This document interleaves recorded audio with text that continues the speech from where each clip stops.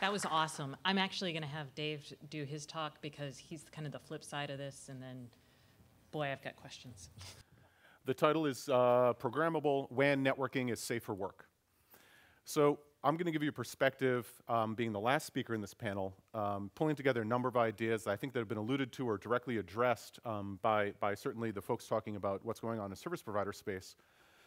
But at the same time, I think you might find that the talk is actually not disagreeing, it's just different than what you've heard over the last couple of days on the vision for software-defined networks. I want to talk about a different aspect of what we can get out of SDNs. And really what it's about, and I think cost reduction as imperative goals, as we've heard the last couple of days, is a critical issue that folks are trying to handle with revenue declines or whatever the case might be. But in my opinion, really the most interesting aspect of this is in fact that we can enable application innovation to work with the networks. This is what we want to unleash, in my opinion. We know that we take a look at iTunes stores and various other mobile applications and other applications that are coming up on the internet. These are lottery tickets to folks at this university and other universities and working in the industry. You don't know which one's going to win, but we know that what is going to win in the future is an application that delivers a better experience. And that better experience is probably best defined by starting off talking about where we are today. And where we are today is that we have a notion of network-aware applications and application-aware networking that is fundamentally broken. And what I mean by that is applications are attempting to understand what's going on inside the network that they're running over. They're running ping stats. They're using geolocation stuff based on NavTech. They're using whois information. They're using Doppler. They're using a number of different mechanisms to actually try and figure out what's going on in the network versus asking the network. And conversely, the network is trying to figure out what's running over it. We've got DPI foo-bars, we've got deep packet flow state stuff going on left, right, and center, merely to find out what's traversing the network to try and maintain that SLA. This is a very expensive operation. And we can do better than this. Why? Because applications can program the network and tell it. That's what we're trying to enable with SDN technology. So how to ensure this best experience? Take the four actors in this play, the applications which know what they want to do, know what they're running on, take the content which knows where it is in the network, or we can have the content understand where it is, take the end users who knows what they want to do, and then enable this through a programmable network, and enable the network to give this information to applications. So why do we need to work together? Well, as I've tried to describe very, very quickly, there is this divide between the two different worlds, those of application developers and those of networking. And my firm goal is to actually remove this wall that's in between these folks by unleashing this information.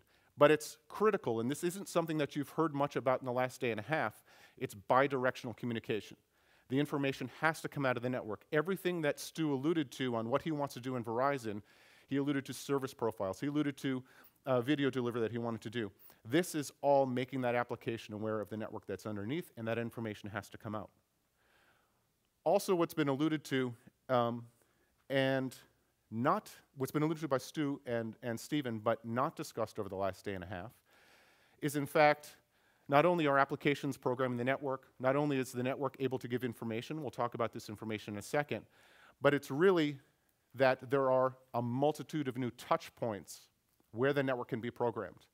This is not necessarily just about top-of-rack switches or cheap hardware or whatever the case is. Instead, this is a fact that we have multiple touch points creating subscriber profiles, which today are programmed with radius and diameter that take eons to get out the door, that we can use things like OpenFlow to program new subscriber profiles and enable new services. Enterprise Edge, same way. New enterprise services, these edge routers are places that we can program. Hypervisor stacks with security information. We can create new billing profiles, and that might not be the most favorable thing to discuss, but really what it comes down to is when looking at a triple play or quad play service coming from, say, Verizon or any other provider like this, they are left simply with a high-speed internet queue to try and make revenue out of, for which they're giving away today for over-the-top services. It's the ability to program that high-speed internet piece, which is the dramatically largest growing aspect of traffic that they have, and derive services out of that, through programming into the network the applications that are using it or the profiles that they want to enable. Same with the others. So what is possible? So we do have the ability to tell an application where they're located in the topology. We can tell them the access technology that they're used to connect to it. We can tell that application the amount of bandwidth that's available, the utilization on that link, the real location in the topology versus necessarily NavTech coordinates. This will allow those applications to deliver a better experience. And then, at the same time, with that interaction from applications that we have been discussing, beyond just creating virtual networks, we can allocate certain bandwidth for applications. We can, of course, enable new service topologies, which Stu discussed, security identification, service identification, et cetera. And I'll give you a couple use cases above and beyond what Stephen and Stu just discussed.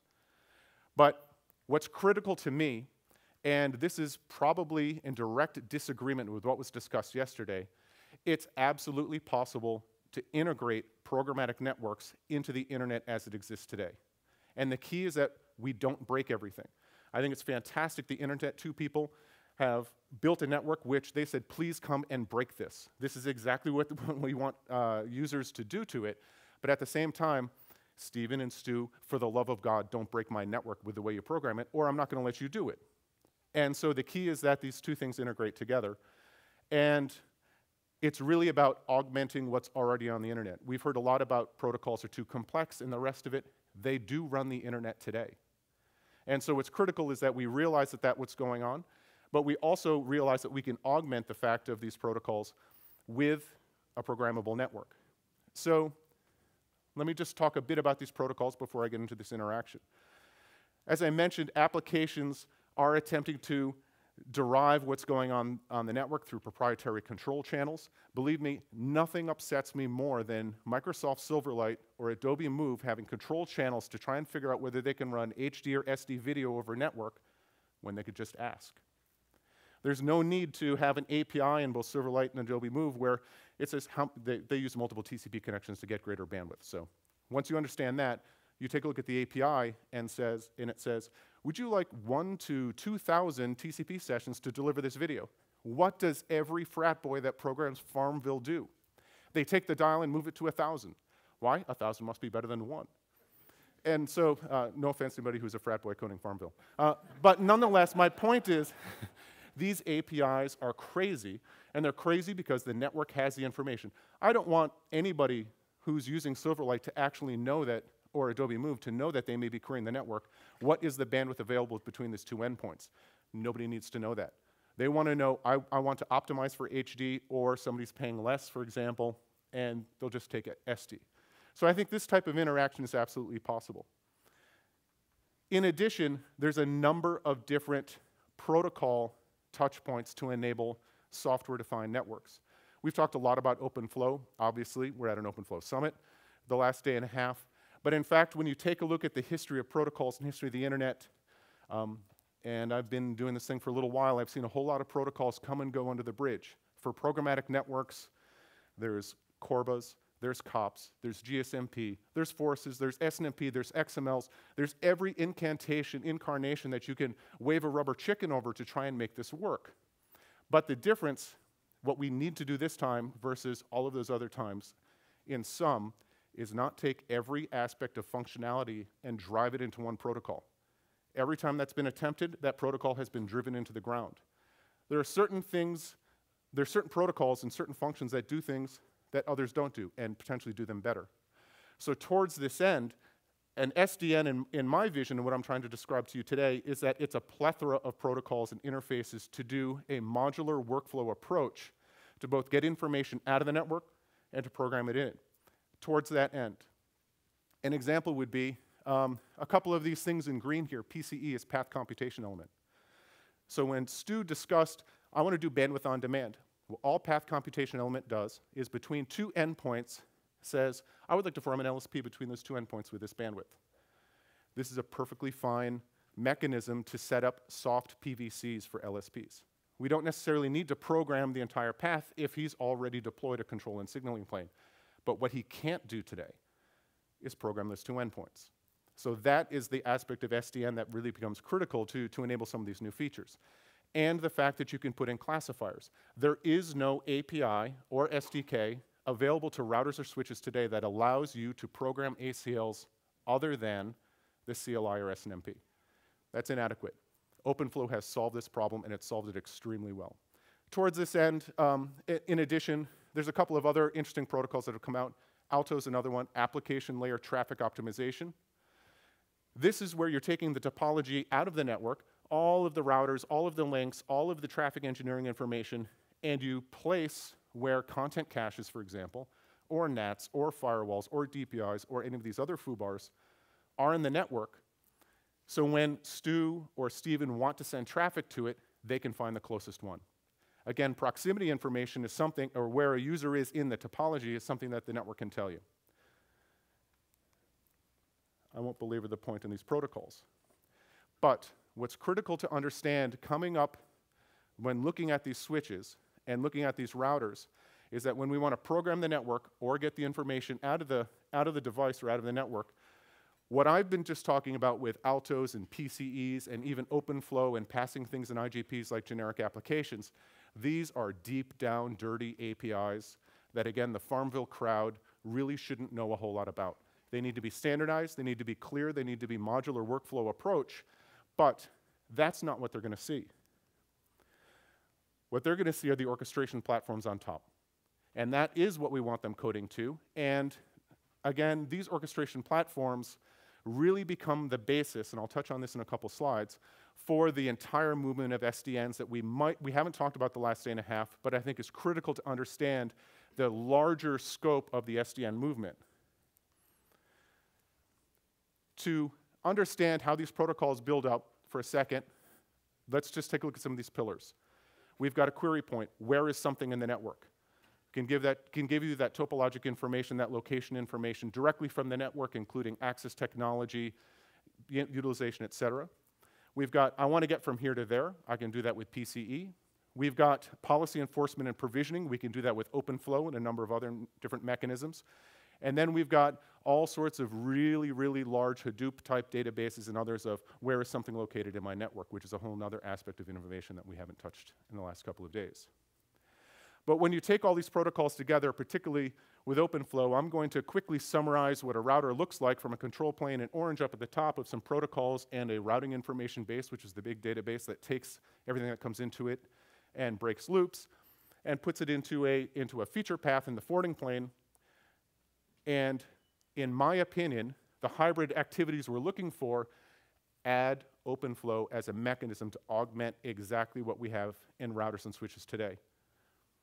And that's where it fits in. And that's where these other pieces fit in to pull information back out of the network.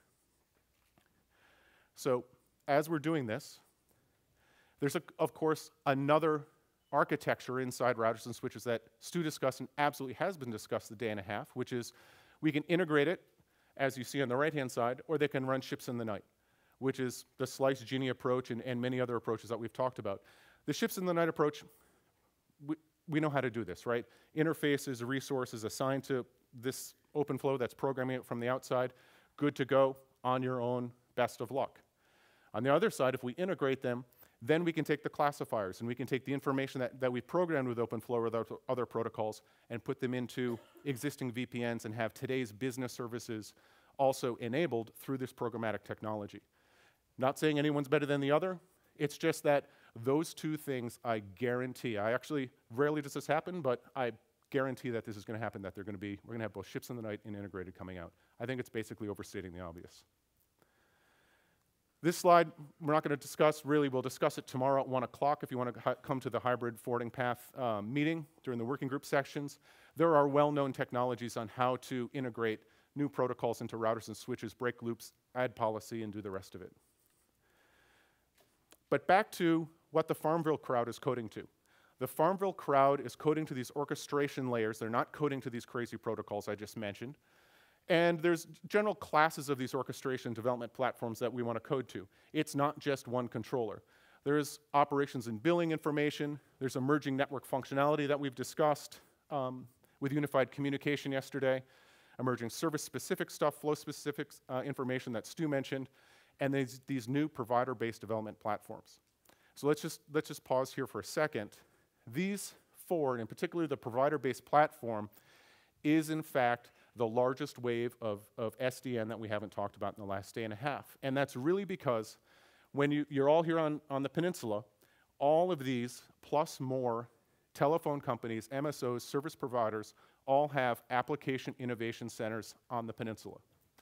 They are all trying to get the Farmville crowd to come and code weird, wacky stuff. 1 in a billion is going to make it. They want that one that's going to make it. They want to build an iTunes app store. They are enabling this information via their orchestration layer of topologic information, as well as programming the network. This is what people will see. OpenFlow controllers will be underneath these orchestration platforms. And when you take a look and have read this bottom line, we are talking about over half the world's population and 2/3 of the world's GDP are being addressed by these application innovation development platforms. So they become critical.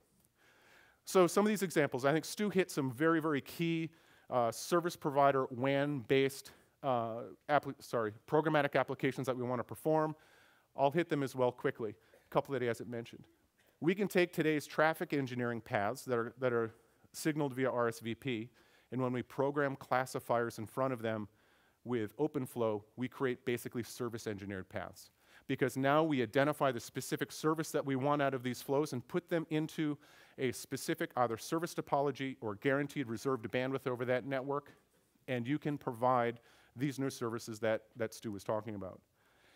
The next one for cost savings is that you can identify specific traffic, whether it's port 80 that needs to go through a deep packet inspection engine or it's an address that needs to be NATed, program these classifiers into the forwarding plane, and take the, on average, 15 to 20 service appliances that are around an edge router today in networks like Stu's network.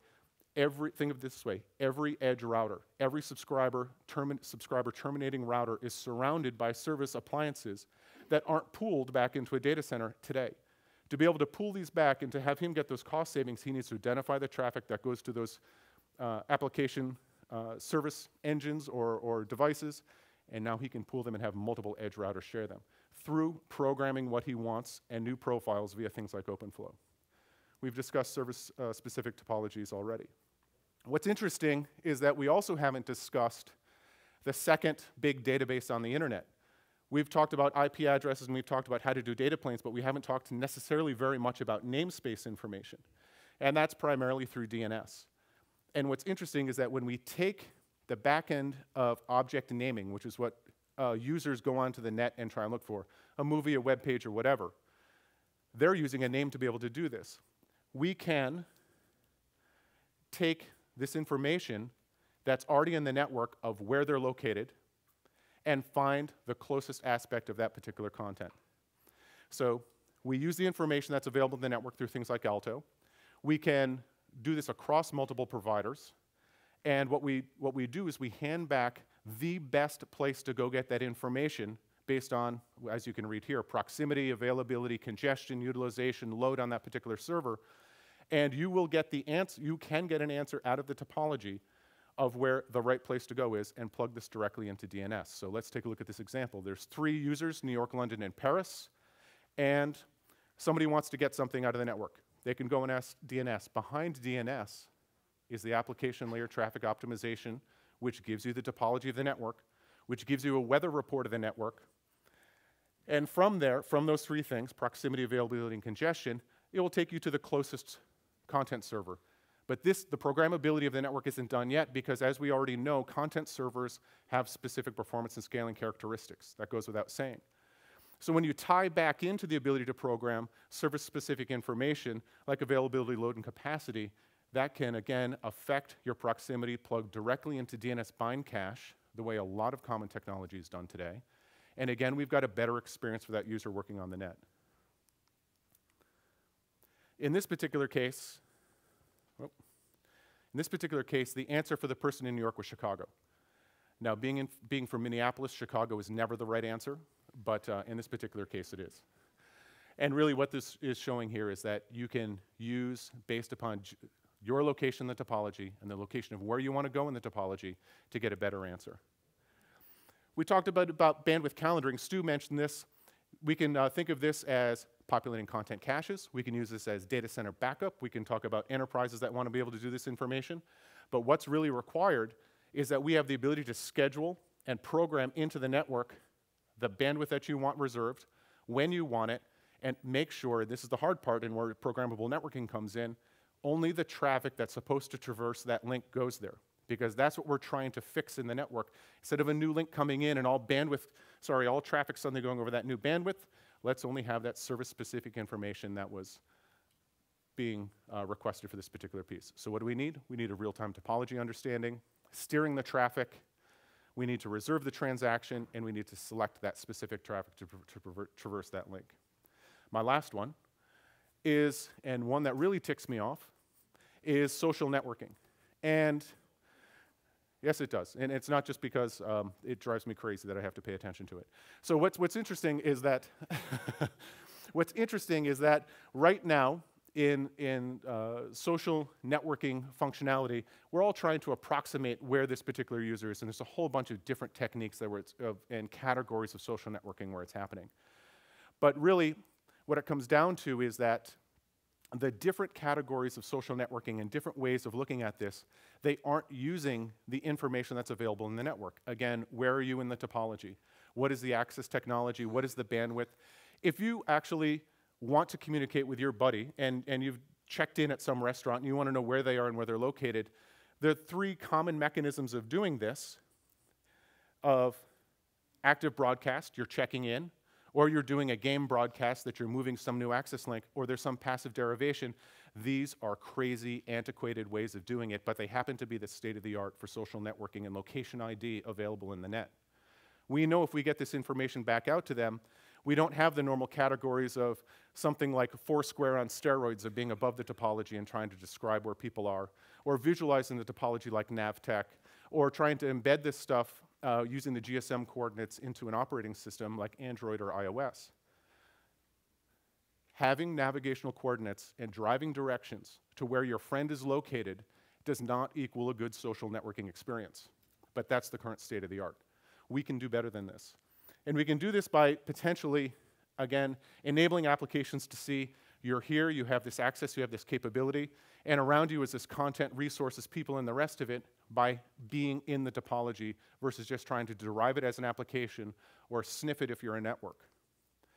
So what did I just say? I went quickly, and it was a little bit different than what you've heard the last couple of days. Basically, there's a lot of development platforms emerging, and there's a boatload of VC. There's been a lot more VCs, venture capitalists, than I expected at one of these meetings until I came here a couple days ago. But nonetheless, the point is there's a lot of attention on building applications with better experience, which means building networks that can deliver that experience through flexibility of placement, fungibility of assets as we've described, control of those resources. And what this means is that decisions are being made on the network, and we've heard this from Jeannie, and we know this is happening with Stu and with Stephen because they've described it very clearly. And as I mentioned, with all of those companies with application innovation centers that are telephone companies and MSOs, they're making networking decisions now on the construction of SDNs. And that is going to be the ticket that they're looking for to find the application developer that can build a better experience based upon SDN information. And on that, Stacy, I'll be done. Thank you very much.